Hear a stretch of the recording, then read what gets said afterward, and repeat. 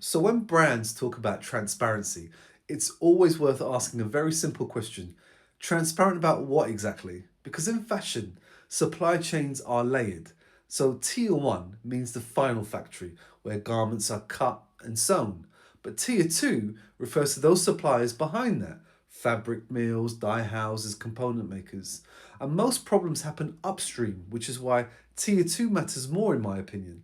So let's look at Burberry. Over the last few years, Burberry has started to publish detailed tier 1 and tier 2 supplier information and conducts ongoing audits. That doesn't mean the supply chain is perfect, mind you, but it does mean that the brand is willing to be examined. So big respect to them and big respect to anyone responsible for that.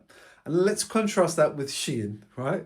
So in 2023, Shein started to disclose and report on its supply chain, but NGOs continue to criticize the lack of independent verification and indeed the limited transparency. And in my opinion, for the industry to mean anything in 2026, scrutiny has to be intensified because real transparency is the willingness to be inspected. Like Burberry, publishing suppliers certainly invites criticism, but not publishing them avoids it. So for those new designers and upcoming creatives, here's the simple rule of thumb. If you can't clearly explain where your product is made, who makes it, and how materials are sourced, don't call it ethical yet, please. Transparency is uncomfortable, and that's why it matters more now than ever. I'm Jalil, and this is how fashion really works.